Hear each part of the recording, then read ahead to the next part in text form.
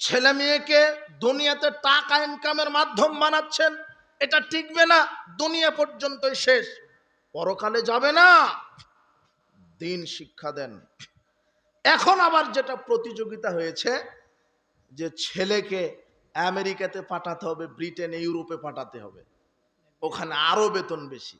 কথা কি বোঝা যায়? আমেরিকা ব্রিটেনে পাঠানো শুরু করেছে, ওখানে ভিক্ষা করে খেলেও মাসে 10 লক্ষ টাকা ইনকাম। আমেরিকাতে যদি গিয়ে ভিক্ষা করেন, গ্লাস কোড়ান, তাহলে কত টাকা ইনকাম?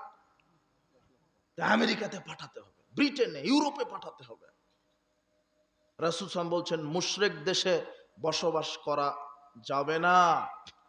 আপনি মুশরিকদের দেশে পাঠালেন মানে? তাই তো আপনার ছেলে আমেরিকা, ব্রিটেন, ইউরোপ থেকে বড় ডিগ্রি নিয়ে বলছে দেয়ার ইজ নো গড।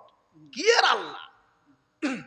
কিসের ডান হাতে পানি খাওয়া, কিসের পর্দা, কিসের সালাত? ইসলাম পূর্ণ হয়ে গেছে। মানে আপনার ছেলেটা মুসলিম ঘরেরই সন্তান, কিন্তু এই নাস্তিকদের সাথে থেকে থেকে কি হয়ে গেছে? নাস্তিক হয়ে গেছে। রহ রহ এটা হচ্ছে, ঘটছে।